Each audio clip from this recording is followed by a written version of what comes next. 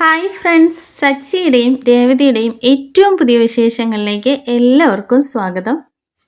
അങ്ങനെ നമ്മൾ കഴിഞ്ഞ ദിവസം പറഞ്ഞു വെച്ചിട്ടുണ്ടായിരുന്നത് ശ്രുതിക്കൊരു ലെറ്റർ കിട്ടുന്നുണ്ട് കേട്ടോ. തന്നെ ചുറ്റിപ്പറ്റിയിരിക്കുന്ന ഒരാളെ കൊണ്ടിട്ട് തനിക്ക് വലിയ ആപത്ത് വരാൻ പോകുന്നു എന്നുള്ളൊരു ലെറ്റർ ഒരു അജ്ഞാതം കൊണ്ട് കൊടുത്തിട്ട് പോകുന്നുണ്ട്.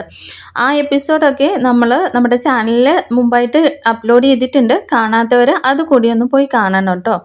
അങ്ങനെ ആ ലെറ്റർ കിട്ടിക്കഴിഞ്ഞിട്ട് ശ്രുതി ഭയങ്കര ടെൻഷനിലാണ്.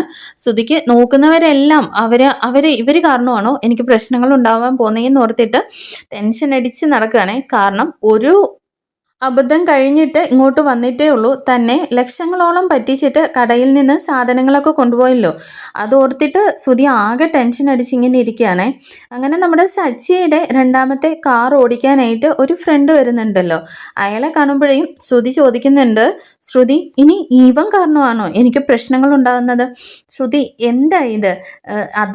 അത് തന്നെ ശ്രുതി ചിന്തിച്ചുകൊണ്ടിരിക്കുന്നത് കൊണ്ടാണ് ശ്രുതിക്ക് കാണുന്നവരെല്ലാം അങ്ങനെയാണെന്ന് വിചാരിക്കുന്നത്.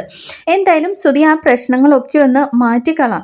അപ്പോൾ ശ്രുതി ഓവറായിട്ട് റിയാക്ട് ചെയ്യാതെ എന്നൊക്കെ പറഞ്ഞിട്ട് ശ്രുതി നല്ല വഴക്കൊക്കെ പറയുന്നുണ്ട്. എന്നാൽ ശ്രുതി പറയുന്നുണ്ട്, ശ്രുതി എനിക്ക് ടെൻഷൻ കൊണ്ടാണ്, എന്തായാലും എന്തോ സംഭവിക്കാൻ പോകുന്നു എന്നുള്ളത് എൻ്റെ മനസ്സും പറയുന്നു. ഇതിനൊക്കെ പരിഹാരമായിട്ട് ഞാൻ ഒരാളെ പോയി കാണാൻ പോവാണ്, അതിനുശേഷം വന്ന് പറയാമെന്ന് പറയണേ. എന്നാൽ ശ്രുതി ഇരിക്കുന്നുണ്ട്, ശ്രുതി എന്നോട് പറ, ആരെയാ കാണാൻ പോകുന്നത്? അത് ഞാൻ പോയിട്ട് വന്നിട്ട് പറയാമെന്നും പറഞ്ഞ് ശ്രുതി അവിടെ നിന്ന് അങ്ങ് പോകുന്നുണ്ട്. അങ്ങനെ നമ്മുടെ ശ്രുതി നേരെ പോകുന്നത് നമ്മുടെ ശ്രുതിയുടെ പാർക്കിലെ ഫ്രണ്ട് ഉണ്ടല്ലോ ആനന്ദ്, ആ ആനന്ദിനെ കാണാനായിട്ടാണ് കേട്ടോ. ഇന്നടുത്ത് വരാൻ വേണ്ടിയിട്ട് പറഞ്ഞിട്ടുണ്ട്. അങ്ങനെ ആനന്ദിൻ്റെ അടുത്തേക്ക് ശ്രുതി ചെല്ലുമ്പോഴേക്കും ഒരു സ്വാമിയെ കാണാൻ, ജ്യോത്സ്യനെ കാണാനായിട്ട് പോകണമെന്ന് പറഞ്ഞിട്ടാണ് ആനന്ദിനെ വിളിപ്പിക്കുന്നത്. അങ്ങനെ ശ്രുതിയെ കാണുന്നതും ആനന്ദ് ചോദിക്കുന്നുണ്ട്, എന്താടാ നീ ജീവിതമൊക്കെ എൻജോയ് ചെയ്യുന്നതൊക്കെ നിർത്തിയിട്ട് നീ ജ്യോത്സ്യം വല്ലതും ആകാൻ പോവാണോ എന്ന് ചോദിക്കുമ്പോൾ ശ്രുതി പറയുന്നുണ്ട്, മനുഷ്യൻ്റെ ജീവിതം തന്നെ ഇല്ലാണ്ടായിക്കൊണ്ടിരിക്കുകയാണ്, പിന്നെയാണ് ഇനി സ്വാമി ജ്യോത്സ്യമൊക്കെ എന്ന് പറയുമ്പോൾ എന്താടാ നിനക്ക് എന്താ പറ്റിയത്, എന്താ സംഭവിച്ചതെന്ന് പറയുന്നു ആനന്ദ് ഇങ്ങനെ നിർബന്ധിക്കുകയാണ്. അപ്പോൾ ശ്രുതി നടന്ന കാര്യങ്ങളൊക്കെ പറയുന്നുണ്ട്. എടാ ഇന്നലെ ഷോപ്പിൽ ഒരാൾ എനിക്കൊരു ലെറ്റർ കൊണ്ടു തന്നു. അപ്പോൾ ആ ലെറ്ററിനകത്തുള്ള കാര്യങ്ങളൊക്കെ വിശദീകരിച്ച് കൊടുക്കുന്നുണ്ട്. എന്നാൽ ഇത് കേട്ടിട്ട് നമ്മുടെ ആനന്ദ് അങ്ങ് ചിരിക്കുകയാണ് കേട്ടോ. എന്താടാ നീ ഇത്ര ചിരിക്കുന്നത്? അല്ല, നിന്റെ തമാശ കേട്ട് ചിരിച്ചതാ.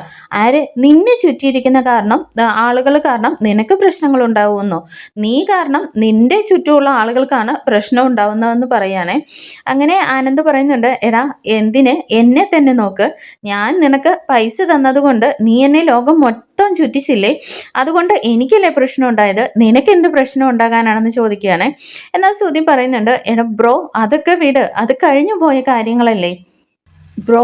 അതല്ല, എൻ്റെ ബിസിനസ്സൊക്കെ തകർക്കാനും എന്നെ ഇല്ലായ്മ ചെയ്യാനും വേണ്ടിയിട്ട് ആരൊക്കെയോ എന്തൊക്കെയോ ചെയ്യുന്നുണ്ട്. അതൊക്കെ ഓർത്തിട്ട് എനിക്ക് രാത്രിയിൽ ഉറങ്ങാൻ പോലും കഴിഞ്ഞില്ല. ഇങ്ങനെയൊക്കെ ചിന്തിച്ചുകൊണ്ടിരിക്കുമ്പോഴാണ് എനിക്ക് ഒരു ഓൺലൈനിൽ ഇങ്ങനെ സെർച്ച് ചെയ്യുന്ന സമയത്ത് ഞാനൊരു ജ്യോത്സ്യനെ കുറിച്ച് കണ്ടു. അദ്ദേഹമാണെങ്കിൽ എല്ലാ പ്രശ്നങ്ങൾക്കും പരിഹാരം കാണുന്നുണ്ടെന്നാണ് പറഞ്ഞത്. എനിക്കല്ലാതെ മറ്റൊരു വഴിയില്ലെന്ന് പറയണേ. എന്നാൽ ആനന്ദ് ചോദിക്കുന്നുണ്ട്, അല്ല നിനക്ക് പ്രശ്നങ്ങൾ ഉണ്ടാക്കാനായിട്ട് നീ എൻ്റെ കയ്യിൽ നിന്നല്ലാതെ മറ്റാരുടെയെങ്കിലും കയ്യിൽ നിന്ന് ക്യാഷ് മേടിച്ചിട്ടുണ്ടോ? ഓ അതൊന്നും അല്ല ഞാൻ പറയുന്നത്, നീ ഒന്ന് കേൾക്കെന്ന് പറയണേ. അപ്പോൾ ആനന്ദ് ചോദിക്കുന്നുണ്ട്, അല്ല ഈ ജ്യോത്സ്യത്തിലൊന്നും നിനക്ക് വിശ്വാസം ഇല്ലാത്തതല്ലേ?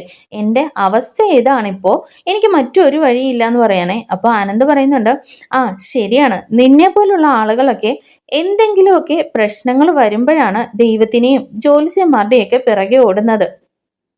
എന്നാൽ ശ്രുതി പറയുന്നുണ്ട്, എടാ ഞാൻ ഇതിൻ്റെ ഒരുപാട് ഫീഡ്ബാക്കുകളൊക്കെ കണ്ടതാണ്, ഇത് എന്തായാലും അച്ചട്ടായ കാര്യമാണ്, അതിനിപ്പോൾ നീ എന്തിനാ എന്നെ വിളിച്ചു വരുത്തിയെന്ന് ആനന്ദ് ചോദിക്കുന്നുണ്ട്. ഇപ്പോൾ എൻ്റെ ഈ പ്രശ്നങ്ങൾക്കൊക്കെ പരിഹാരമായിട്ട് ഒരു സാക്ഷി എന്ന നിലയിലും നീ അല്ലാതെ മറ്റാരും ഇല്ലല്ലോ എന്ന് പറയുമ്പോൾ ആനന്ദ് പറയുന്നുണ്ട്, ഓ ഇത് കണ്ടോ, ഇതാ ഞാൻ പറഞ്ഞത്, നീ കാരണം നിന്നെ ചുറ്റിയുള്ളവർക്കാണ് പ്രശ്നങ്ങൾ വരാൻ പോകുന്നത്. മര്യാദയ്ക്ക് ആ പാർക്കിൽ കിടന്ന് ഉറങ്ങിക്കൊണ്ടിരുന്ന ഞാനാണ്, പിന്നെ നീ എന്തിനാ എന്നെ ഇങ്ങോട്ട് വിളിച്ചു വരുത്തിയത്? അതെ നീയും കൂടി ഉണ്ടെങ്കിൽ ഒരു ധൈര്യമല്ലേ എന്നും പറഞ്ഞിട്ട് നമ്മുടെ ആനന്ദിനെ പിടിച്ച് വലിച്ചുകൊണ്ട് ജ്യോത്സ്യൻ്റെ അടുത്തേക്ക് പോവാണേ. അങ്ങനെ ശ്രുതിയും ആനന്ദ് കൂടിയിട്ട് ആ ജ്യോത്സ്യൻ്റെ അടുത്തേക്ക് അങ്ങ് കയറി ചെല്ലുകയാണ്. ഈ സമയം ജ്യോത്സ്യൻ ചോദിക്കുന്നുണ്ട്, എന്താണ് എന്താണ് നിങ്ങളുടെ പ്രശ്നം എന്നേ. അപ്പോൾ പ്രശ്നം എന്തെങ്കിലും വരുമോ എന്നോർത്തുള്ള പേടിയാണ് എൻ്റെ പ്രശ്നം എന്ന് പറഞ്ഞ് ശ്രുതി ആ പേപ്പർ അങ്ങോട്ടേക്ക് കൊടുക്കുകയാണ് കേട്ടോ. അങ്ങനെ ആ പേപ്പർ കൊടുക്കുമ്പോൾ തന്നെ ആനന്ദ് ഇരുന്ന് പറയുന്നുണ്ട്, ഇവനെ ആരോ ബ്ലാങ്ക് പേപ്പർ കൊടുത്ത് പറ്റിച്ചതാണെന്നേ. എന്നാൽ ശ്രുതിയുടെ മുഖത്ത് നോക്കിയിട്ട് ആൾ ജ്യോത്സ്യം പറയുന്നുണ്ട്, നിങ്ങൾ ലൈഫിൽ കൂടുതൽ കള്ളത്തരങ്ങൾ ചെയ്യുന്ന ആളാണല്ലോ എന്നേ. ഈ സമയം ആനന്ദ് ആണ് മറുപടി പറയുന്നത്, ആ ഇപ്പൊ എനിക്ക് വിശ്വാസമായി, ജ്യോത്സ്യം പറയുന്നത് എല്ലാ കാര്യങ്ങളും സത്യമായിരിക്കും എന്നേ. പിന്നീടായിട്ട് ജ്യോത്സ്യനാണെങ്കിൽ ശ്രുതിയെ ഒരു നോട്ടമൊക്കെ നോക്കിയതിന് ശേഷം ഇങ്ങനെ കബഡിയൊക്കെ നിരത്തിയിട്ട് പ്രശ്നങ്ങളൊക്കെ ഇങ്ങനെ നോക്കുകയാണേ. എന്നിട്ട് പറയുന്നുണ്ട്, ശരിയാണ്, നിങ്ങൾ ഉദ്ദേശിച്ചതുപോലെ തന്നെ ഉടനെ തന്നെ ഒരു പ്രശ്നം നിങ്ങളെ തേടി വരുന്നുണ്ടെന്നേ. ഇപ്പോൾ ശ്രുതി ആനന്ദിനോട് പറയുന്നുണ്ട്, കണ്ടില്ലേ, കണ്ടോ സ്വാമി പറഞ്ഞത് കണ്ടോ, ഞാൻ പറഞ്ഞില്ലേ എന്ന് പറഞ്ഞിട്ട് ഭയങ്കര ആകാംക്ഷയിലിരിക്കുകയാണേ. ഈ സമയം ആനന്ദ് പറയുന്നുണ്ട്, നീ ഒന്നും മിണ്ടാതിരിക്കുന്നുണ്ടോ സ്വാമി, അല്ലെങ്കിൽ തന്നെ ഇവൻ ഒരു പേടിത്തൊണ്ടനാണെന്ന് പറയണേ. എന്നാൽ സ്വാമി പറയുന്നുണ്ട്, പേടിയൊക്കെ ആവശ്യമാണ്, കാരണം ഇദ്ദേഹത്തിന്റെ ജീവിതത്തിൽ എന്ന് പറയുന്നത് ഒരു സിഗ്നൽ ഇല്ലാത്ത റോഡിൽ എപ്പോഴാണ് വണ്ടി വരിക എന്ന് അറിയില്ലല്ലോ. അതുപോലെയാണ് ഇയാളുടെ ജീവിതത്തിൽ എപ്പോഴാണ് പ്രശ്നങ്ങൾ വന്ന് ചാടുക എന്നുള്ളത് അറിയില്ല. ഇന്ന് നമ്മുടെ ശ്രുതി അങ്ങ് വല്ലാണ്ട് പേടിക്കുന്നുണ്ട് കേട്ടോ. സ്വാമി, ഇതിന് മറ്റൊരു പരിഹാര മാർഗമില്ലേ? പരിഹാര മാർഗങ്ങളൊക്കെ ഉണ്ട്. ഓരോരോ കാര്യങ്ങൾക്കും ഓരോരോ പരിഹാര മാർഗങ്ങളാണുള്ളത്. ചില കാര്യങ്ങൾക്ക് അന്നദാനമായിരിക്കും, ചിലതിന് മറ്റു പുണ്യകർമ്മങ്ങളായിരിക്കും. എന്നാൽ നിങ്ങളുടെ കാര്യത്തിൽ നിങ്ങൾ ധരിക്കുന്ന ഡ്രസ്സായിരിക്കും നിങ്ങൾക്ക് കവചമായിട്ട് തീരുക എന്ന് പറയാനേ. അപ്പോൾ ശ്രുതി ചോദിക്കുന്നുണ്ട്, എന്താ സ്വാമി പറയുന്നത്? അതെ, ഓരോ കളറിനും ഓരോ ശക്തി ഉണ്ടാവും. അപ്പോൾ അങ്ങനെ സ്വാമി പറയുന്നുണ്ട്, ഞാൻ പറയുന്ന ദിവസങ്ങളിൽ ഒരാഴ്ചയിൽ ഒരു കളറിലുള്ള ഡ്രസ്സ് മാത്രമേ ധരിക്കാവുള്ളൂ എന്നൊക്കെ ശ്രുതിയുടെ അടുത്ത് പറയുന്നുണ്ട്. ആ ഡ്രസ്സായിരിക്കും നിങ്ങളെ ആപത്തിൽ നിന്ന് രക്ഷിക്കുക എന്നും പറയുന്നുണ്ട്. അങ്ങനെ ആ സ്വാമി പറയുന്നുണ്ട്, ഒരു കാര്യം ചെയ്യണം നിങ്ങൾ, ശനിയാഴ്ച വെള്ള നിറം, ചൊവ്വാഴ്ച ചുമല, ബുധൻ പച്ച, വ്യാഴം നീല, വെള്ളി കറുപ്പ് എന്ന് പറഞ്ഞിട്ട് ശനിയാഴ്ചയുടെ കാര്യം പറഞ്ഞല്ലോ. അപ്പോൾ ഇങ്ങനെയുള്ള ഡ്രസ്സുകളായിരിക്കും നിങ്ങൾ ധരിക്കേണ്ടതെന്ന് പറയണേ. എന്നാൽ ശ്രുതി ചോദിക്കുന്നുണ്ട്, എന്താ സ്വാമി, നിങ്ങൾ എന്തെങ്കിലും പൂജയോ കർമ്മങ്ങളോ ഒക്കെ പറയുമെന്ന് വിചാരിച്ചു വന്നിട്ട് നിങ്ങൾ എന്താ ഇപ്പോൾ എനിക്ക് യൂണിഫോം തയ്യാറാക്കുകയാണെന്ന് ചോദിക്കുകയാണേ. അതെ, ഇതാണ് നിങ്ങളുടെ പ്രശ്നം. എന്തായാലും അപ്പോൾ ഞായറാഴ്ച ഫ്രീ ആണോ? ഞായറാഴ്ചയും വൈറ്റ് തന്നെ ധരിച്ചാൽ മതി എന്ന് പറയുകയാണേ. അങ്ങനെ ശ്രുതി ചോദിക്കുന്നുണ്ട്, എന്താ ഇത്, ഞാൻ എന്താ ഇനി ചെയ്യുക, നിങ്ങൾ പറയുന്നത് പോലെയൊക്കെ ഡ്രസ്സ് ധരിക്കണമെന്നൊക്കെ ചോദിക്കുമ്പോൾ വീണ്ടും സ്വാമി പറയുന്നുണ്ട്, നിങ്ങളുടെ എല്ലാ കാര്യത്തിലുള്ള ഈ സംശയങ്ങളാണ് നിങ്ങളുടെ എല്ലാ പ്രശ്നങ്ങൾക്കും കാരണം. എന്തായാലും സംശയിച്ച് നിങ്ങൾ നടുതെരുവിൽ വന്ന് നിൽക്കുമെന്ന് പറയുന്നുണ്ട്. അങ്ങനെ ആ സ്വാമി പറയുന്നുണ്ട്, ഒരു കാര്യം ചെയ്, ഇന്ന് നിങ്ങൾ ഏത് കളർ ഡ്രസ്സാണ് ധരിച്ചിരിക്കുന്നത്, ഇപ്പോൾ ഇന്ന് ഏതാ ദിവസം, അപ്പോൾ ഒരു കാര്യം ചെയ്യും, നിങ്ങൾ ധരിച്ചിരിക്കുന്ന ആ ഡ്രസ്സ് അങ്ങ് ഊരാൻ പറയുകയാണ്. അപ്പോൾ ശ്രുതിക്കുന്നത്, ഡ്രസ്സ് ഊരാനോ, നിങ്ങൾ ഊരെന്ന് പറഞ്ഞിട്ട് ഒരു മഞ്ഞ തുണി എടുത്തിട്ട് ശ്രുതിക്ക് പുതയ്ക്കാനായിട്ട് കൊടുക്കുന്നുണ്ട്. ഇന്ന് ഈ മഞ്ഞ കളറായിരിക്കും നിങ്ങൾക്ക് കാവലായിട്ടുണ്ടായിരിക്കുക എന്ന് ആ സ്വാമി പറയുന്നുണ്ട്. ഇതെല്ലാം കണ്ടിട്ട് ആനന്ദ് അവിടെ ഇരുന്ന് ഭയങ്കര ചിരിയാണ് കേട്ടോ. അങ്ങനെ സ്വാമി പറയുന്നുണ്ട്, ഞാൻ പറഞ്ഞത് നിങ്ങൾക്ക് ഓർമ്മ വേണം, ഞാൻ പറഞ്ഞ കാര്യങ്ങൾ കളറിലുള്ള ഡ്രസ്സുകൾ മാത്രമേ നിങ്ങൾ ധരിക്കാവുള്ളൂ. പിന്നെ പ്രത്യേകം ഒരു കാര്യം കൂടി ഓർമ്മിക്കുക, നിങ്ങൾ ധരിക്കുന്ന ഡ്രസ്സ് നിങ്ങളുടെ ഭാര്യ മാത്രമേ അലക്കാവുള്ളൂ എന്നും കൂടി പറയുന്നുണ്ട്. അങ്ങനെ ദക്ഷിണയൊക്കെ കൊടുത്തിട്ട് സ്വാമിയുടെ അടുത്ത് നിന്ന് ശ്രുതി വീട്ടിലേക്ക് ചെല്ലുന്നുണ്ട്. ഈ സമയം സച്ചിയാണെങ്കിൽ പുറത്തു പോയിട്ട് ഒരു കുടുക്കയുണ്ടല്ലോ, പൈസയൊക്കെ ഇട്ട് വയ്ക്കുന്ന സൂക്ഷിക്കുന്ന ആ കുടുക്കയെ മേടിച്ചിട്ടാണ് കയറി വരുന്നത്. ഇത് കാണുമ്പോൾ തന്നെ രവി വയ്ക്കുന്നുണ്ട്, എന്താടാ ഇത്? അച്ഛാ, ഇതിനകത്ത് പൈസ ഇട്ട് വെക്കാനാണെന്ന് പറയണേ. എന്നാൽ രവി വീണ്ടും പറയുന്നുണ്ട്, എടാ ഇതിനകത്ത് പൈസ അല്ലാതെ മറ്റൊന്നും ഇടില്ലെന്ന് എനിക്കറിയാം, എന്നാലും എന്തിനാ ഇതെന്ന് ചോദിക്കുകയാണ്. ഈ സമയം രേവതിയാണെങ്കിൽ മേടിച്ചോ സച്ചിയേട്ടാ എന്ന് പറഞ്ഞിട്ട് വന്ന് നോക്കുകയാണ്. ഇത് ഓക്കെ അല്ലേ എന്ന് പറയുമ്പോൾ രേവതി ഇത് നന്നായിട്ടുണ്ട് സച്ചിയേട്ടാ എന്നും പറഞ്ഞിട്ട് രണ്ടുപേരും പൈസ കുടുക്കിയേക്ക് തന്നെ നോക്കുന്നുണ്ട്.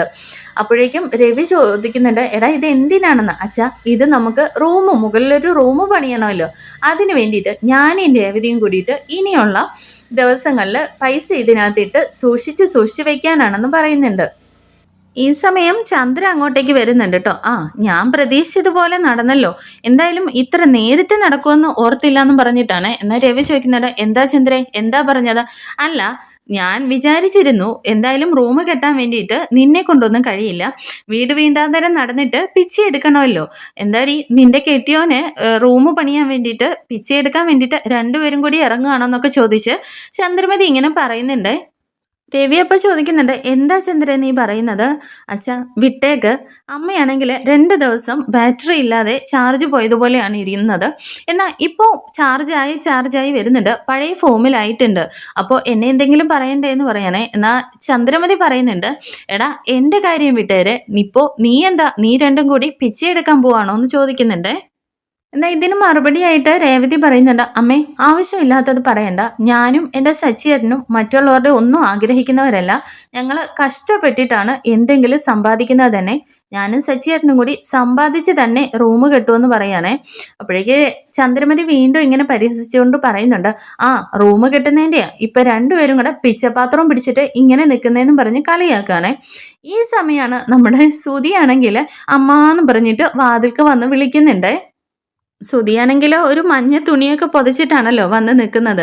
ഈ വിളി കേട്ടിട്ട് എല്ലാവരും പെട്ടെന്ന് തന്നെ അങ്ങോട്ടേക്ക് നോക്കുന്നുണ്ട്. അപ്പോഴേക്കും സച്ചി പറയുന്നുണ്ട്, ആ അമ്മയുടെ നാക്ക് പൊന്നായല്ലോ, ദേ അമ്മ പറഞ്ഞതുപോലെ തന്നെ പിച്ചക്കാരൻ വന്ന് വാതിക്കെ നിൽക്കുന്നു എന്ന് പറയണേ. ആരടാ പിച്ചക്കാരൻ എന്ന് ചോദിച്ചുകൊണ്ട് സുതി അകത്തേക്ക് കയറി വരുന്നുണ്ട്. പിന്നല്ലാതെ ഈ കോലത്തിൽ വന്നു നിന്ന് വിളിക്കുന്നത് നീ തന്നെയല്ലേ? എന്തായാലും നിനക്ക് ഈ ചെറിയ പാത്രമൊന്നും മതിയാകില്ല. ഒരു കാര്യം ചെയ്, നീ വലിയ അടുക്കളയിൽ പോയിട്ട് വലിയൊരു ചെമ്പ് തന്നെ എടുത്തോ, അതാ നിനക്ക് നല്ലതെന്ന് പറയണേ. എന്നാൽ ചന്ദ്ര ചോദിക്കുന്നുണ്ട്, എന്തിനാടാ അവനെന്തിനാ പിച്ചയെടുക്കുന്നത്? അവനാണല്ലോ പിച്ചയെടുത്ത് മുൻപേ പരിചയമുള്ളതെന്നിങ്ങനെ സച്ചി പറയുന്നുണ്ട്. ചന്ദ്രമതി അപ്പോൾ സുതിയോട് ചോദിക്കുന്നുണ്ട്, എടാ എന്താടാ ഇതെന്ന്. എന്നാൽ രവിയും ചോദിക്കുന്നുണ്ട്, എടാ എന്താടാ ഇത്, നിന്റെ ഡ്രസ്സ് എവിടെ എന്ന് പറഞ്ഞിട്ട് ചിലപ്പോൾ വല്ല അഴുക്കായതും പറ്റിയതായിരിക്കുമെന്ന് രവി പറയുന്നുണ്ട്. എന്നാൽ സച്ചിയാണ് അതിന് മറുപടി പറയുന്നത്, അച്ഛാ അവനെ ചിലപ്പോൾ ആരുടെയെങ്കിലും കയ്യിൽ നിന്ന് പൈസ കടം മേടിച്ചിട്ട് തിരിച്ചു കൊടുക്കാത്തത് കൊണ്ട് അവര് ഷർട്ട് ഊരിക്കൊണ്ട് പോയതായിരിക്കും എന്ന് പറയണേ. ചന്ദ്ര വീണ്ടും ചോദിക്കുന്നുണ്ട്, എന്താടാ ഇതെന്ന്. രവി പറയുന്നുണ്ട്, എന്താടാ ഇത്, ഓരോ ദിവസം ഓരോ പ്രശ്നങ്ങളുമായിട്ടാണല്ലോ നീ വരുന്നതെന്ന് പറയുന്നുണ്ട്. എന്നാൽ സച്ചിയോട് സ്തുതി പറയുന്നുണ്ട്, നീ എന്ത് വേണേലും പറഞ്ഞോ, ഞാനിപ്പോൾ അതിനൊന്നും മറുപടി പറയില്ലാന്നേ. ചന്ദ്രമതിക്ക് അവനിങ്ങനെ പൊതച്ച് നിൽക്കുന്ന കണ്ടിട്ട് ഭയങ്കര ദേഷ്യം വരുന്നുണ്ട്. എടാ ആദ്യം നീ ആ തുണി ഊരി കളയെന്നും പറഞ്ഞിട്ട് പിടിച്ച് വലിക്കുകയാണ്. പിടിച്ച് വലിക്കുന്ന സമയത്ത് നമ്മുടെ സ്തുതിയുടെ കക്ഷത്ത് ഇങ്ങനെ ഷർട്ട് ഇരിപ്പുണ്ടല്ലോ, നീ കക്ഷത്ത് ഷർട്ട് വെച്ചിട്ട് നീ ഈ തുണി പൊതച്ചുകൊണ്ട് നടക്കുന്ന എന്തിനാണെന്ന് ചോദിച്ച് ചന്ദ്രമതി ദേഷ്യപ്പെടുന്നുണ്ട്. എന്നാൽ സ്തുതിക്ക് നല്ല ദേഷ്യപ്പെട്ടിട്ട് പറയുന്നുണ്ട്, ചന്ദ്രമതിയുടെ കൈയങ്ങ് തട്ടി മാറ്റിയിട്ട് ഇതെൻ്റെ പേഴ്സണൽ കാര്യമാണ്, ഇതിനകത്ത് ആരും ഇടപെടണ്ടെന്ന് പറഞ്ഞിട്ട് അങ്ങ് അകത്തേക്ക് കയറി പോവാണേ. പോയി കഴിഞ്ഞതിന് ശേഷം വീണ്ടും തിരിച്ചു വന്ന് പൂജാമുറിയിൽ വന്ന് പ്രാർത്ഥിച്ചിട്ടൊക്കെയാണ് സുതി വീണ്ടും റൂമിലേക്ക് കയറി പോകുന്നത്. ചന്ദ്രമതി അപ്പോൾ സുതിയുടെ പുറകെ പോകുന്നുണ്ടെങ്കിലും സുതി തിരിഞ്ഞു നോക്കാതെ തന്നെ റൂമിലേക്ക് അങ്ങ് കയറി പോകുന്നുണ്ട്. എന്നാൽ സച്ചി പറയുന്നുണ്ട്, ഇവൻ എന്തോ പ്രശ്നമുണ്ടല്ലോ, ആദ്യമായിട്ടാണല്ലോ അമ്മയുടെ അടുത്ത് അവൻ തറുതല പറഞ്ഞത്. അവൻ എൻ്റെ അടുത്ത് എപ്പോഴാ അങ്ങനെ പറഞ്ഞത്? അതെ എൻ്റെ പേഴ്സണൽ കാര്യമാണെന്ന് അവനിപ്പോൾ അമ്മയുടെ അടുത്ത് പറഞ്ഞില്ലേ എന്ന് ചോദിക്കുന്നുണ്ട്. എന്നാൽ രവി പറയുന്നുണ്ട്, ചന്ദ്രേ അതൊക്കെ നീ വീട്, എന്തായാലും ഇപ്പോൾ ഈ കുണ്ടിക്ക് എന്തിനാണെന്നുള്ളത് പറയുമെന്ന് പറയുമ്പോൾ രേവതി പറയുന്നുണ്ട്, അച്ഛാ ഇതിനകത്ത് ഞങ്ങൾ കുറേശ്ശെ പൈസ ഇട്ട് വെച്ചിട്ട് മുകളിലൊരു റൂം പണിയാനാണെന്ന് പറയുന്നുണ്ട്. എന്നാൽ ചന്ദ്രമതി ചോദിക്കുന്നുണ്ട്, എന്താ 1-2 രൂപ വെച്ചിട്ട് 10-20 കൊല്ലം കൊണ്ടായിരിക്കുമല്ലേ റൂം പണിയാന്നും പറഞ്ഞിട്ട് കളിയാക്കി ചിരിക്കുകയാണ്. എന്നാൽ സച്ചി പറയുന്നുണ്ട്, ദേ അമ്മേ 20 കൊല്ലമായാലെന്താ, ഞങ്ങൾ അധ്വാനിച്ചിട്ടാണ് റൂം പണിയാൻ പോകുന്നത്, അതെന്തായാലും നടക്കുമെന്ന് പറയാനേ. ആ അത് വെറുതെ സ്വപ്നം കാണാമെന്ന് ചന്ദ്രമതി പറയുമ്പോൾ, അമ്മേ സ്വപ്നം കാണുക എന്നുള്ളത് ആരോ ഇങ്ങനെ പറഞ്ഞു വെക്കുന്നുണ്ടല്ലോ, അത് സ്വപ്നം കണ്ടാൽ ഉറപ്പായിട്ട് സാധിക്കുമെന്നല്ലോന്നേ. എന്നാൽ രവി പറയുന്നുണ്ട്, അമ്മേ അടാ അത് ആരോ അല്ല പറഞ്ഞത്, APJ അബ്ദുൽ കലാമാണെന്നേ. ആ അത് തന്നെ പറഞ്ഞത് നമ്മുടെ ആള് തന്നെയാണല്ലോ എന്ന് പറഞ്ഞിട്ട് അച്ഛൻ എഴുന്നേറ്റ് പോവാ, ആദ്യം അച്ഛൻ തന്നെ ഈ കുടുക്കയിൽ പൈസ ഇടണമെന്ന് പറയുന്നുണ്ട്. അങ്ങനെ രവി എടുത്തിട്ട് ഞാൻ പോയി പൈസ എടുത്തിട്ട് വരാമെന്നും പറഞ്ഞ് പോവാൻ തുടങ്ങുമ്പോഴേക്കും സച്ചി പറയുന്നുണ്ട്, അച്ഛൻ അവിടെ നിൽക്കെന്ന് പറഞ്ഞ് പോക്കറ്റിൽ നിന്ന് പൈസ എടുത്ത് രവിയുടെ കയ്യിൽ കൊടുക്കുകയാണേ. ഇത് കാണുമ്പോഴേക്കും ചന്ദ്രമതിക്ക് അങ്ങ് ഭയങ്കര ദേഷ്യം വന്നിട്ട് ചന്ദ്രമതി അങ്ങ് തിരിഞ്ഞു പോവാൻ തുടങ്ങുന്നുണ്ട്. ഈ സമയം രവി പറയുന്നുണ്ട്, ചന്ദ്രേ നീ ഇങ്ങോട്ടേക്ക് വാ. ചന്ദ്രമതി ചോദിക്കുന്നുണ്ട്, അതിന് ഞാനെന്തിനാ വരുന്നത്? ചന്ദ്രേ ഒരു നല്ല കാര്യം തുടങ്ങുമ്പോൾ സന്തോഷത്തോടു കൂടിയിട്ട് അനുഗ്രഹിക്കണമല്ലോ, നീയും കൂടി വാന്നും പറഞ്ഞ് രവി പറയുമ്പോൾ ചന്ദ്രയ്ക്ക് മറുത്തൊന്നും പറയാൻ പറ്റില്ലല്ലോ. അങ്ങനെ രവിയും ചന്ദ്രയും കൂടിയിട്ട് ഒന്നിച്ച് കുടുക്കയിലേക്ക് പൈസ ഇട്ടുകൊണ്ടിരിക്കുകയാണ്. ഇത് കണ്ടുകൊണ്ടാണ് നമ്മുടെ ശ്രുതി അങ്ങോട്ടേക്ക് കയറി വരുന്നത്. ശ്രുതി അപ്പോൾ ചോദിക്കുന്നുണ്ട്, ഇതെന്താ ആൻറ്റി ഡൊണേഷൻ കൊടുക്കുന്നത് പോലെ കുടുക്കിയിൽ പൈസ ഇടുന്നെന്ന്. ആ എന്താ ശ്രുതി, ഒരു തരത്തിൽ അങ്ങനെയും പറയാമെന്ന്. എന്നാൽ സച്ചിയാണ് അതിന് മറുപടിയായിട്ട് പറയുന്നത്, ആ ഡൊണേഷൻ കൊടുക്കുന്നത് കണ്ടിട്ടേ ഇപ്പോൾ അകത്തേക്ക് ഒരുത്തൻ തുണിയും പൊതിച്ച് പോയിട്ടില്ലേ അവനാന്ന് പറഞ്ഞിട്ട് ചിരിക്കുന്നുണ്ട്. അപ്പോഴേക്ക് രേവതി പറയുന്നുണ്ട്, എന്താ ശ്രുതി ഇത് കുടുക്കിയാണെന്നും ഇതിനകത്ത് പൈസ സൂക്ഷിക്കുന്നുള്ളത് നിനക്കറിയില്ലേ? സച്ചി അപ്പോൾ പറയുന്നുണ്ട്, രേവതി എന്തായാലും ഇതിനകത്ത് പൈസ ഇടുക എന്നുള്ളതല്ല പ്രധാനം, ഈ പൈസ സൂക്ഷിച്ച് വെക്കുക എന്നുള്ളതാണെന്ന് പറഞ്ഞിട്ട് ഇനിയിപ്പോൾ ഇത് എവിടെയാണ് വെക്കുന്നതെന്നും പറഞ്ഞിട്ട് സുധിയുടെ റൂമിൻ്റെ അടുത്തേക്ക് പോവാണേ. അപ്പോഴേക്ക് രേവതി ഓടി ചെന്നിട്ട് ചോദിക്കുന്നുണ്ട്, സച്ചിയേട്ടൻ എന്തേ കാണിക്കുന്നത്, ഇവിടെയാണോ കുടുക്ക വെക്കുന്നതെന്ന് ചോദിക്കുകയാണേ. രേവതി നീ കേട്ടിട്ടില്ലേ കള്ളൻ്റെ കയ്യിൽ താക്കോല് കൊടുക്കുക എന്നുള്ളത് തന്നെ. കള്ളൻ്റെ കയ്യിൽ താക്കോലാവുമ്പോൾ എന്തായാലും എടുത്തത് താൻ തന്നെയാണെന്ന് പിടിക്കപ്പെടുമെന്ന് ഓർത്തിട്ട് ഒരിക്കലും അത് എടുക്കില്ല എന്ന് പറയുന്നുണ്ട്. ഇത് കേൾക്കുമ്പോൾ നമ്മുടെ ശ്രുതിക്കും ചന്ദ്രമതിക്കും അങ്ങ് വല്ലാണ്ടാവുന്നുണ്ട് കേട്ടോ. എന്നാൽ രവി പറയുന്നുണ്ട്, എടാ നീ പുതിയതായിട്ട് പ്രശ്നങ്ങളൊന്നും ഉണ്ടാക്കണ്ട, ഒരു നല്ല കാര്യത്തിന് പോവല്ലേ, നീ ഒരു കാര്യം ചെയ്യ്, നമ്മുടെ റൂമിലേക്ക് കൊണ്ടുപോയി ആ കുടുക്ക വെക്കാൻ പറയുന്നുണ്ട്. അങ്ങനെ സച്ചിയാണെങ്കിൽ ഒരു കണക്കിന് അച്ഛൻ പറഞ്ഞത് ശരിയാണ്, അവിടെ ഇരുന്ന് കണ്ടാൽ അവൻ അത് എടുത്തുകൊണ്ടുപോയി വല്ല അമ്പലത്തിലും പിച്ച തെണ്ടാൻ കൊണ്ടുപോയാൽ പറഞ്ഞുകൊണ്ട് തന്നെ രവിയുടെ റൂമിൽ കൊണ്ടുപോയി വെക്കാനായിട്ട് അങ്ങ് കയറി പോകുന്നുണ്ട്. എന്നാൽ ശ്രുതിയാണെങ്കിൽ രേവതിയുടെ നേരെ അങ്ങ് ചെല്ലുന്നുണ്ട് കേട്ടോ. രേവതി നിന്റെ ഹസ്ബൻഡ് കാണിക്കുന്നത് കുറച്ച് ഓവറാണ്, എന്തിനാണ് ശ്രുതിയെക്കുറിച്ച് ഇങ്ങനെയൊക്കെ പറയുന്നത്? അതോ സച്ചിയേട്ടൻ എന്തിനാ പറഞ്ഞതെന്ന് അറിയണമെങ്കിൽ ശ്രുതി റൂമിലേക്ക് ചെന്ന് നോക്കെന്ന് പറഞ്ഞിട്ട് രേവതി അവിടെ നിന്ന് അങ്ങ് കയറി പോകുന്നുണ്ട്. അങ്ങനെ ശ്രുതിയാണെങ്കിൽ റൂമിലേക്ക് ചെല്ലുമ്പോൾ തന്നെ ശ്രുതി ഇങ്ങനെ മഞ്ഞത്തുണിയും പിടിച്ചിട്ട് ചമ്പനം പണഞ്ഞിങ്ങനെ കട്ടിലയിൽ കയറി ഇരിക്കുകയാണ്. എന്താ സുധി, നിനക്ക് എന്താ പറ്റിയേ? നിന്റെ ഷർട്ട് എവിടെ? നീ എന്തിനാ ഈ മഞ്ഞത്തുണിയും പിടിച്ചുകൊണ്ടിരിക്കുന്നത്? എന്താ സച്ചി നിന്നെ പുറത്തു വെച്ച് എന്തെങ്കിലും പറഞ്ഞോ? സച്ചി നിന്റെ ഷർട്ട് വലിച്ചു കീറിയോ? അവൻ എന്താ വിചാരിച്ചുകൊണ്ടിരിക്കുന്നതെന്നും പറഞ്ഞ് ശ്രുതി ഇങ്ങനെ ഷൗട്ട് ചെയ്തുകൊണ്ടേ ഇരിക്കുകയാണേ, സച്ചി എന്തെങ്കിലും പ്രശ്നം ഉണ്ടാക്കിയിട്ടാണെന്ന് കരുതിയിട്ട്. സുധി എന്തായാലും ഇനി ഞാനിത് ക്ഷമിക്കില്ല, എന്തായാലും ഇത് ചോദിച്ചിട്ടേ ഉള്ളൂ, ശ്രുതി ഇങ്ങോട്ട് ഇറങ്ങി വാന്നും പറഞ്ഞിട്ട് ശ്രുതി ഇങ്ങനെ സച്ചിയുടെ അടുത്തേക്ക് ഇറങ്ങി പോകാനായിട്ട് തുടങ്ങാണേ. അപ്പോഴേക്ക് ശ്രുതി വിളിക്കുന്നുണ്ട്, ശ്രുതി ഇങ്ങോട്ടേക്ക് വാ, അവൻ എന്നെ ഒന്നും പറഞ്ഞിട്ടില്ല, ഇവിടെ ഒരു പ്രശ്നവും ഉണ്ടായിട്ടില്ല, ഞാൻ വന്നപ്പോൾ തന്നെ ഇങ്ങനെയാണ് വന്നതെന്ന് പറയാനേ. അപ്പോഴേക്ക് ശ്രുതി ചോദിക്കുന്നുണ്ട്, എന്താ ശ്രുതി ഇത്, നീ എന്തിനാ ഈ മഞ്ഞ തുണി പുതച്ചുകൊണ്ടിരിക്കുന്നതെന്ന് പറഞ്ഞ് ആ തുണി ഇങ്ങനെ വലിച്ചു മാറ്റാനായിട്ട് പോകുന്നുണ്ട്. ശ്രുതി അപ്പോൾ തന്നെ ശ്രുതിയുടെ കയ്യിൽ നിന്ന് വീണ്ടും ആ തുണി മേടിച്ചിട്ട് പുതച്ചിട്ടങ്ങ് ഇരിക്കുകയാണ്. അപ്പോഴേക്കും ഇത് എൻ്റെ കവചമാണ്, എനിക്ക് ഒരാപത്തും വരാതിരിക്കണമെങ്കിൽ ഇത് വേണമെന്നും പറഞ്ഞിട്ട് പുതച്ചങ്ങ് ഇരിക്കുകയാണ്. എന്നാൽ ശ്രുതി ചോദിക്കുന്നുണ്ട്, ശ്രുതി നിനക്ക് എന്താ പറ്റിയത്, നിനക്ക് വല്ല തലയ്ക്ക് അടിയും കിട്ടിയോ എന്ന് ചോദിക്കുകയാണ്. എനിക്കൊന്നുമില്ല, ഞാൻ അങ്ങനെ പോയി ജ്യോത്സ്യനെ കണ്ടതും ജ്യോത്സ്യം പറഞ്ഞ കാര്യങ്ങളും ഒക്കെ ശ്രുതിയാണെങ്കിൽ ശ്രുതിയുടെ അടുത്ത് ഇങ്ങനെ പറയുന്നുണ്ട്. അയ്യോ ശ്രുതി നീ എന്തൊക്കെയായി പറയുന്നത്, അതൊന്നും സത്യമല്ല എന്ന് പറയുകയാണേ. എന്നാൽ ശ്രുതി പറയുന്നുണ്ട്, എന്തായാലും ഇനി ജ്യോത്സ്യം പറഞ്ഞ കളറ് ഡ്രസ്സ് മാത്രമേ ഞാൻ ധരിക്കുകയുള്ളൂ, അതിനെക്കുറിച്ച് ആരും ഒന്നും സംസാരിക്കണ്ട. കണ്ടില്ലേ, എനിക്ക് ആ ലെറ്റർ തന്നത് തന്നെ അത് എന്നെ ചുറ്റിയിരിക്കുന്ന ഒരു കാരണം എനിക്ക് പ്രശ്നങ്ങൾ ഉണ്ടാവുന്നില്ലേ, അതിനൊരു വഴിയായിട്ട് ഇത് മാത്രമേ ഉള്ളൂ എന്ന് പറയുകയാണേ. അപ്പോഴേക്കും ശ്രുതി പറയുന്നുണ്ട്, ശ്രുതി നിന്നെ ആരോ പ്രാങ്ക് ചെയ്താണ്. പ്രാങ്ക് ഒന്നുമല്ല, എൻ്റെ വളർച്ചയിൽ അസൂയ കൊണ്ട് ആരോ എനിക്ക് വേണ്ടിയിട്ട് ഒപ്പിച്ചിരിക്കുന്നതെന്നൊക്കെ പറഞ്ഞിട്ട് ശ്രുതി ഇങ്ങനെ ിക്കൊണ്ടേയിരിക്കുകയാണേ. ശ്രുതി നീ ഒന്നും അല്ലെങ്കിൽ നല്ല വിദ്യാഭ്യാസമുള്ള ആളല്ലേ, എന്നിട്ടും നീ ഇതിനകത്തൊക്കെ വിശ്വസിക്കുകയാണോ? ശ്രുതി പഠിപ്പ് വേറെ സ്പിരിച്വൽ വേറെ, ഇത് സ്പിരിച്വൽ ആയിട്ടുള്ള കാര്യങ്ങളാണ്, ഇതിനകത്തും വിശ്വസിക്കണമെന്ന് പറയണേ. അപ്പോഴേക്കും ശ്രുതിക്ക് നല്ല ദേഷ്യം വരുന്നുണ്ട് കേട്ടോ. ശ്രുതി എന്തൊക്കെയാണ് പറയുന്നത്, ഇത് തന്നെയാണ് നിന്റെ പ്രശ്നങ്ങൾക്ക് കാരണം. അന്ന് ദേൻ്റെ സച്ചി ഒരു നാരങ്ങ വെച്ചതിൻ്റെ പേരിൽ നീ സ്വയം കൊണ്ട് പിടികൊടുത്തു, എത്ര കിട്ടിയാലും നീ പഠിക്കില്ലേ എന്നൊക്കെ ചോദിക്കുന്നുണ്ട്. അതെന്തായാലും സച്ചി എന്നെ ചീറ്റ് ചെയ്തതാണ്, എന്നാൽ ഇത് അതുപോലെയല്ല, ഇപ്പോൾ എന്നെ ഇരിക്കുന്ന ആരോ കാരണം എനിക്ക് പ്രശ്നങ്ങൾ വരുന്നുണ്ട്, അതിനൊരു കവചമായിട്ട് ഞാൻ ഈ കളറ് ഡ്രസ്സൊക്കെ ധരിക്കുകയുള്ളൂ എന്ന് പറയുകയാണേ. ശ്രുതി എന്നാ പറയുന്നുണ്ട്, എന്തായാലും എന്നെ ചുറ്റിയിരിക്കുന്ന ആരും എനിക്ക് വിശ്വാസമില്ല, ആര് കാരണമാണ് എനിക്ക് പ്രശ്നങ്ങൾ വരാൻ പോകുന്നതെന്ന് അറിയില്ലല്ലോ. അപ്പോഴേക്കും ശ്രുതി ചോദിക്കുന്നുണ്ട്, ശ്രുതി എനിക്ക് നിന്നെ വിശ്വാസമില്ലേ? എനിക്ക് അതൊന്നും ഇപ്പോൾ പറയാൻ പറ്റില്ല, എന്തായാലും എന്നെ ചുറ്റിയിരിക്കുന്ന ആരോ കാരണം എനിക്ക് പ്രശ്നങ്ങൾ വരാനുണ്ട്, ഞാൻ ഈ കളറ് ഡ്രസ്സൊക്കെ ധരിക്കുകയുള്ളൂ. പിന്നെ ശ്രുതി ഞാനിനി മൺഡേ കടയിലേക്ക് വരികയുള്ളൂ, ഷോറൂമിലെ കാര്യങ്ങളൊക്കെ നീ നോക്കിക്കോണോന്നൊക്കെ ഇങ്ങനെ പറയുന്നുണ്ട്. ഇതെല്ലാം കണ്ടിട്ട് ശ്രുതിക്ക് അങ്ങ് ദേഷ്യം വരുന്നുണ്ട്. പിന്നീടായിട്ട് കാണിക്കുന്ന നമ്മുടെ രേവതി ആണെങ്കിൽ ഇങ്ങനെ ചേച്ചിമാരോടൊക്കെ ഇങ്ങനെ സംസാരിച്ചുകൊണ്ടിരിക്കുകയാണ് പൂ കൊടുത്തിട്ട്. അങ്ങനെ ഒരു ചേച്ചി രേവതിയോട് പറയുന്നുണ്ട്, എല്ലാ ദിവസങ്ങളോളം പൂ കെട്ടിയിട്ടും കയ്യിൽ മാത്രം ഒന്നും കിട്ടുന്നില്ലെന്നേ. രേവതി അപ്പോൾ ചോദിക്കുന്നുണ്ട്, ഈ ചുറ്റുപാടുകളിലുള്ള അമ്പലങ്ങളിലെല്ലാം ചേച്ചിയല്ലേ മാല കൊടുക്കുന്നത്? എന്ത് ചെയ്യാനാ, മാല കൊടുത്തിട്ടൊന്നും ഒരു പ്രയോജനവും ഇല്ല. ഭഗവാനാണെങ്കിൽ കാണിക്ക് വഞ്ചിയിൽ 500 രൂപയുടെ നോട്ടൊക്കെ ഇടുന്നവരെ മാത്രം കണ്ണു തുറക്കുന്നുള്ളൂ എന്നാ തോന്നുന്നതെന്നൊക്കെ പറയുന്നുണ്ട്. എന്നാൽ രേവതി പറയുന്നുണ്ട്, ചേച്ചി അങ്ങനെയൊന്നും പറയരുത്. നമ്മൾ സത്യസന്ധമായിട്ട് അധ്വാനിച്ചാൽ എന്നാണെങ്കിലും നമ്മുടെ കഠിനാധ്വാനത്തിന് പ്രയോജനം ഉണ്ടാകും. ഭഗവാൻ നമ്മുടെ നേർക്ക് കണ്ണ് തുറക്കുമെന്ന് പറയാനേ. എന്നാ ചേച്ചി പറയുന്നുണ്ട്, നിനക്ക് അങ്ങനെയൊക്കെ പറയാം, കാരണം നിനക്ക് തങ്കം പോലെ ഒരു ഭർത്താവിനെ കിട്ടിയിട്ടുണ്ടല്ലോ. നിന്റെ ഭർത്താവ് നീ അലഞ്ഞു തിരിഞ്ഞ് നടക്കാതിരിക്കാൻ വേണ്ടിയിട്ട് നിനക്ക് പൂ വിൽക്കാൻ തന്നെ ഒരു വണ്ടി തന്നെ സ്വന്തമായിട്ട് വാങ്ങിച്ചു തന്നില്ലേ ചോദിക്കുമ്പോൾ രേവതി പറയുന്നുണ്ട്, അതിനെന്താ, ചേച്ചിയുടെ ഹസ്ബൻഡിൻ്റെ അടുത്ത് പറഞ്ഞാൽ ചേച്ചിക്ക് ഒരു വണ്ടി മേടിച്ചു തരില്ലേ? ഓ, അദ്ദേഹത്തെക്കുറിച്ച് നീ ഒന്നും പറയാതിരിക്കുന്ന നല്ലത്. എന്താ ചേച്ചി, എന്താ പറ്റിയത്? ഇന്നലെ ഞാൻ ഒരു ബംഗാളികളുടെ ഒരു വീട്ടിൽ പൂ കൊടുക്കാനായിട്ട് പോയിരുന്നു. അവരുടെ വീട്ടിൽ ഒരു സ്പെഷ്യൽ ആയിട്ടുള്ള സ്വീറ്റ്സ് ഉണ്ടാക്കിയത് എനിക്കും കൂടി തന്നു.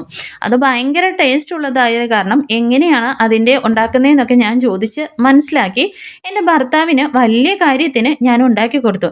എന്നാൽ അദ്ദേഹമാട്ടെ ഒരു നല്ല വാക്ക് പോലും പറഞ്ഞില്ല എന്ന് പറയണേ. അപ്പോഴേക്ക് രേവതി ചോദിക്കുന്ന, ആ സ്വീറ്റ്സ് എങ്ങനെയാണ് ഉണ്ടാക്കുന്നതെന്നൊക്കെ, അതും അവരുടെ നാട്ടിലെ ഭയങ്കര സ്പെഷ്യൽ ആയിട്ടുള്ള സ്വീറ്റ്സ് ആണ് എന്നൊക്കെ പറഞ്ഞിട്ട് അതെങ്ങനെയാണ് ഉണ്ടാക്കുന്നതെന്നൊക്കെ രേവതിക്ക് ആ ചേച്ചി പറഞ്ഞു കൊടുക്കുന്നുണ്ട്. രേവതി എന്നിട്ട് ചോദിക്കുന്നുണ്ട്, ചേച്ചിയുടെ ഹസ്ബൻഡ് എന്നിട്ട് ഒന്നും പറഞ്ഞില്ലേ? എവിടുന്ന്? അദ്ദേഹം ഒരു നന്ദി വാക്കുപോലും പറഞ്ഞില്ല, നല്ലതെന്ന് പോലും പറഞ്ഞില്ല. അത് എനിക്ക് ഒരുപാട് വിഷമമായി. എന്നാൽ ബാക്കി വന്ന ആ സ്വീറ്റ്സ് എടുത്തിട്ട് ഞാൻ പോയി എൻ്റെ വീട്ടിലെ പട്ടിക്ക് ഇട്ട് കൊടുത്തു. അത് വാലാട്ടിയെങ്കിലും കാണിച്ചു എന്ന് പറയണേ. അപ്പോൾ കൂടെ നിൽക്കുന്ന ചേച്ചിമാരെല്ലാം ഭയങ്കരമായിട്ട് ഇങ്ങനെ ചിരിക്കുന്നുണ്ട്. എന്നിട്ട് പറയുന്നുണ്ട്, നമ്മൾ വെറുതെയാണ് ഭർത്താക്കന്മാർക്ക് പുതിയതായിട്ട് ഓരോന്നുണ്ടാക്കി കൊടുക്കുന്നത്. അവർ നമുക്ക് വേണ്ടിയിട്ട് തിരിച്ചൊന്നും ചെയ്തു തരില്ല. അതിനേക്കാളും നല്ലത് നായ്ക്കൾക്ക് ഇഷ്ടമുള്ള ഭക്ഷണം ഉണ്ടാക്കി കൊടുത്താൽ അതുങ്ങൾക്ക് നമ്മുടെ കഷ്ടപ്പാടും മനസ്സിലാവും, ഒന്ന് വാലാട്ടിയെങ്കിലും കാണിക്കുമെന്നേ. എന്നാൽ മറ്റൊരു ചേച്ചി പറയുന്നുണ്ട്, എല്ലാ ഭർത്താക്കന്മാരും അങ്ങനെയൊന്നും ആവില്ലല്ലോ. എന്നാൽ അവിടെ നിൽക്കുന്ന ചേച്ചിമാരെല്ലാം പറയുന്നുണ്ട്, എല്ലാ ഭർത്താക്കന്മാരും അങ്ങനെ തന്നെയാണ്, അവർക്ക് അവരുടെ കാര്യങ്ങളും അവരുടെ സന്തോഷങ്ങളും മാത്രമാണ് പ്രാധാന്യം, നമ്മുടെ ഒന്ന് മൈൻഡ് പോലും ചെയ്യില്ല എന്നൊക്കെ പറയുന്നുണ്ട്. എന്നാൽ രേവതി പറയുന്നുണ്ട്, എന്തായാലും ഞങ്ങളുടെ വീട്ടിൽ അങ്ങനെയൊന്നുമല്ല. എൻ്റെ വീട്ടിൽ ഞാൻ സച്ചിയേട്ടന് എന്തെങ്കിലുമൊക്കെ സ്പെഷ്യലായിട്ട് ഉണ്ടാക്കി കൊടുത്താൽ അത് നല്ലതാണെങ്കിൽ നല്ലതെന്ന് പറഞ്ഞ് ഒരുപാട് പുകഴ്ത്തുകയും വയറ് നിറച്ച് കഴിക്കുകയും ചെയ്യുന്നേ. അപ്പോഴേക്കും ആ ചേച്ചിമാർ പറയുന്നുണ്ട്, അല്ലെങ്കിൽ നിങ്ങൾ പുതു ജോഡികളല്ലേ, അപ്പോൾ അത് കുറച്ച് നാളത്തേക്കിന് കാണും, പിന്നെ ആശ കൂടുതലും ആഗ്രഹം കൂടുതലും എന്നൊക്കെ സമയത്ത് ആണെന്നൊക്കെ പറയാറുണ്ടല്ലോ, അതുപോലൊക്കെ എന്ന് പറഞ്ഞിട്ട് എല്ലാവരും കൂടി ചിരിക്കുകയാണ്. എന്നാൽ രേവതി പറയുന്നുണ്ട്, എൻ്റെ സച്ചിയേട്ടൻ അങ്ങനെയൊന്നും അല്ല, എന്നും അങ്ങനെ തന്നെയായിരിക്കും എന്നൊക്കെ പറയുകയാണേ. അങ്ങനെ ആ ചേച്ചി പറയുന്നുണ്ട്, എന്നും സ്ഥിരമായിട്ട് ഉണ്ടാക്കി കൊടുക്കുന്ന ഭക്ഷണമല്ല, പുതിയതായിട്ട് നീ ഒരു സ്വീറ്റ്സ് ഉണ്ടാക്കി കൊടുക്കുക, അപ്പോൾ നിന്നെ പുകഴ്ത്തുന്നുണ്ടോ ഇല്ലയോ എന്നറിയാന്നേ. ഒരിക്കലും അങ്ങനെ ഉണ്ടാവില്ല എന്നൊക്കെ എല്ലാവരും പറയുന്നുണ്ട്. എന്നാൽ രേവതി പറയുന്നുണ്ട്, എൻ്റെ സച്ചിയേട്ടൻ അങ്ങനെയൊന്നുമല്ല, ഞാൻ ചോദിക്കാതെ തന്നെ ഇങ്ങോട്ട് എന്നെ പുകഴ്ത്തുകയും വേണമെങ്കിൽ സച്ചിയേട്ടൻ അതിനെക്കുറിച്ച് ഒരു പാട്ട് തന്നെ പാടുമെന്നൊക്കെ പറയുന്നുണ്ട്. എന്നാൽ അവരെല്ലാവരും തർക്കിക്കുന്നുണ്ട്, അങ്ങനെയൊന്നും ഉണ്ടാവില്ല എന്ന്. എന്നാൽ മറ്റൊരു ചേച്ചി പറയുന്നുണ്ട്, ശരി ബെറ്റ് വയ്ക്കാമെന്ന് വരെ പറയുന്നുണ്ട്. അങ്ങനെ 50 രൂപയ്ക്ക് ബെറ്റൊക്കെ ഉറപ്പിക്കുന്നുണ്ട്. ആ ചേച്ചിമാർ പറയുന്നുണ്ട്, രേവതി നിന്നെ ഞങ്ങൾക്ക് വിശ്വാസമാണ്, നീ എന്തായാലും കള്ളത്തരം പറയില്ല എന്നുള്ളത്. നീ ഇതുവരെ സച്ചി കഴിക്കാത്ത ആ ഡിഷ് ഉണ്ടല്ലോ, അത് നീ ഒന്ന് ഉണ്ടാക്കി കൊടുക്കണം, നീ എങ്ങനെയുണ്ടെന്ന് അങ്ങോട്ട് ചോദിക്കരുത്, സച്ചി എന്താ പറയുന്നതെന്നും ഇവിടെ വന്ന് പറയണം എന്നൊക്കെ പറഞ്ഞിട്ട് ബെറ്റൊക്കെ ഉറപ്പിച്ചിട്ട് നമ്മുടെ രേവതി വീട്ടിലേക്ക് പോകുന്നുണ്ട്. പിന്നീടായിട്ട് കാണിക്കുന്നത് വീട്ടിലാണ് കേട്ടോ. സുധിയാണെങ്കിൽ ചന്ദ്രമതിനെ റൂമിലേക്ക് വിളിക്കുന്നുണ്ട്. എന്നിട്ട് കബോർഡ് തുറന്നിട്ട് ഈ ഷർട്ടൊക്കെ പുതിയ ഷർട്ടൊക്കെ കാണിക്കുകയാണ്. എന്താടാ നീ പുതിയ ഷർട്ട് മേടിച്ചത് കാണിക്കാൻ വേണ്ടിയിട്ടാണ് വിളിച്ചു തന്നെ? എന്താ ശ്രുതി, നീയാണ് ഈ ഷർട്ടൊക്കെ വാങ്ങിക്കൊടുത്തത്? അല്ല ഞാൻ തന്നെ. എന്താ ശ്രുതി, നിന്റെ അച്ഛൻ മലേഷ്യയിൽ നിന്ന് ഇവന് ഷർട്ട് അയച്ചു കൊടുത്തോ എന്ന് ചോദിക്കുകയാണേ. അപ്പോഴേക്കും ശ്രുതി പറയുന്നുണ്ട്, ഞാൻ തന്നെയാണ് അമ്മ മേടിച്ചത്, ഈ ഷർട്ട് ഓരോ ദിവസം ഓരോ കളറാണ് ഞാൻ ഇടുന്നതെന്നൊക്കെ പറഞ്ഞിട്ട് ഇങ്ങനെ കാണിക്കുന്നുണ്ട്. എന്താടാ നീ സ്കൂൾ യൂണിഫോം ആണോ ഇനി തൊട്ട് ഇടാൻ പോകുന്നതെന്നൊക്കെ ചോദിക്കുമ്പോൾ, എന്താ ശ്രുതി നീ പറഞ്ഞിട്ടാണോ ഇങ്ങനെയൊക്കെ ചെയ്യുന്നതെന്നൊക്കെ ചോദിച്ചിട്ട് ശ്രുതിയുടെ നേരെ ചന്ദ്രമതി ചോദിക്കുന്നുണ്ട്. ആൻറ്റി എന്താ പറയുന്നത്, ഞാൻ ഇങ്ങനെയൊക്കെ പറയുമോ? ആൻറ്റി തന്നെ അങ്ങോട്ടേക്ക് ചോദിച്ചു നോക്കെന്നും പറഞ്ഞ് ശ്രുതി ദേഷ്യപ്പെട്ടിട്ട് അവിടെ നിന്ന് അങ്ങ് മാറി നിൽക്കുന്നുണ്ട്. ചന്ദ്രമതി അപ്പോൾ ചോദിക്കുന്നുണ്ട്, എന്താ ശ്രുതി നീ എന്തൊക്കെയാണ് പറയുന്നത്? അമ്മേ എന്തായാലും ഇനി തൊട്ട് ഞാൻ ഇങ്ങനെയാണ്, എന്നെ ആരും പറ്റിക്കപ്പെടാതിരിക്കാൻ വേണ്ടിയിട്ട് എനിക്കൊരു പരിഹാര മാർഗമായിട്ട് ജ്യോത്സ്യം പറഞ്ഞു തന്നതാണ്. ഓരോ ദിവസം ഓരോ കളറിലുള്ള ഷർട്ട് ധരിച്ചാൽ എനിക്കിത് ഏറ്റവും വലിയ പ്രൊട്ടക്ഷൻ ആയിട്ടുള്ള കവചമായിട്ട് ഈ ഷർട്ടുകളൊക്കെ മാറുമെന്ന് പറയുകയാണേ. അപ്പോഴേക്ക് ചന്ദ്രമതി ചോദിക്കുന്നുണ്ട്, എടാ സുധി, നീ എന്താ ഈ പറയുന്നത്? ഇതിന് വേണ്ടിയിട്ട് നീ എത്ര രൂപ കൊടുത്ത് പറ്റിക്കപ്പെട്ടു എന്ന് ചോദിക്കുന്നുണ്ട്. അമ്മേ, ഇപ്പോൾ അമ്മയ്ക്ക് കാശാണ് പ്രധാനം, എൻ്റെ സുരക്ഷയല്ലേ പ്രധാനം. എന്തായാലും ഇനി ഈ ഷർട്ടുകളാണ് എന്നെ രക്ഷിക്കാൻ പോകുന്നതെന്ന് പറഞ്ഞിട്ട് ഷർട്ട് ഇങ്ങനെ കാണിച്ചു കൊടുക്കുകയാണ്. എന്നാൽ ചന്ദ്രമതി പറയുന്നുണ്ട്, എടാ നിനക്കൊന്നും സംഭവിക്കാൻ പോകുന്നില്ല, എല്ലാത്തിനും കാരണം നിന്റെ വായാണ്. നിന്റെ വായ അടക്കി വെച്ചാൽ തന്നെ നിനക്ക് ഒരു പ്രശ്നങ്ങളും വരില്ല എന്നേ. എന്നാൽ ചന്ദ്രമതിയാണെങ്കിൽ സുധിയെ നന്നായിട്ട് വഴക്കൊക്കെ പറയുന്നുണ്ട് കേട്ടോ. എടാ നീ എന്തൊക്കെയാ ഈ പറയുന്നത്? നീ നിന്നെ ആരും പറ്റിച്ചാണെന്നൊക്കെ പറയുന്നുണ്ട്. എന്നാൽ സുധി പറയുന്നുണ്ട്, അമ്മേ എൻ്റെ വളർച്ച കണ്ടിട്ട് ചുറ്റുമുള്ള ആർക്കോ അസൂയൊക്കെ ഉണ്ടായിട്ടുണ്ട്. എന്നെ തകർക്കാൻ വേണ്ടിയിട്ട് ആരോ എന്തോ ചെയ്യാൻ പോവാണ്. എന്നെ ചുറ്റിയിരിക്കുന്നവർ കാരണം എനിക്ക് പ്രശ്നങ്ങളുണ്ടാവും. അതിനുള്ള പരിഹാരമായിട്ടാണ് എൻ്റെ കവചമാണ് ഇതെന്നൊക്കെ പറയുന്നുണ്ട്. എന്നാൽ ചന്ദ്രമതി പറയുന്നുണ്ട്, വളർച്ചയോ? ആർക്കോ? നിനക്കോ? നീ വളരുമല്ല, തളർന്നുകൊണ്ടിരിക്കുക എന്നൊക്കെ പറഞ്ഞിട്ട് ദേഷ്യപ്പെടുന്നുണ്ട്. അമ്മ എന്ത് വേണമെങ്കിലും പറഞ്ഞോ. എന്തായാലും ആ ജ്യോത്സ്യം പ്രത്യേകം പറഞ്ഞിരുന്നു, ഈ ഷർട്ടുകൾ എനിക്ക് മഹാഭാരതത്തിലെ ഹനുമാന് ഒരു കവചം ഉണ്ടായിരുന്നല്ലോ, ആ കവചം പോലെയാണ് എനിക്ക് തന്നെ. അപ്പോഴേക്ക് തലക്കിട്ട് ഒരു തട്ട് കൊടുത്തിട്ട് പറയുന്നുണ്ട്, എടാ ഹനുമാനല്ല കർണൻ എന്നേ. ആ കർണനെങ്കിൽ കർണൻ. എനിക്ക് എന്തായാലും ഈ ഷർട്ടുകൾ എൻ്റെ ഇനി കവചമായിട്ടുണ്ടാവും എന്നൊക്കെ പറഞ്ഞിട്ട് ശ്രുതി ഇങ്ങനെ ആ ഷർട്ടുകളിലൊക്കെ ഇങ്ങനെ പോയി നോക്കി ഇങ്ങനെ അതും പിടിച്ചുകൊണ്ട് ഇങ്ങനെ നിൽക്കുകയാണ്. ശ്രുതിക്കാണെങ്കിൽ ഒന്നും മനസ്സിലാവുന്നില്ല. ശ്രുതിക്ക് എന്ത് പറ്റിയെന്ന് പോലും അറിയാതെ കണ്ണ് തള്ളി ഇങ്ങനെ നിൽക്കുകയാണ്. ശ്രുതിയുടെ മൈൻഡ് എല്ലാം മൊത്തത്തിൽ പോയി കിടക്കുകയാണ്. ഇനി എന്താണ് സംഭവിക്കാൻ പോകുന്നത് നമുക്ക് അടുത്ത എപ്പിസോഡിൽ കാണുമ്പോഴേക്കും താങ്ക് യു ഫോർ വാച്ചിങ്. അടുത്ത എപ്പിസോഡിനായിട്ട് നെക്സ്റ്റ് എന്നുകൂടി കമൻറ്റ് ചെയ്യണേ.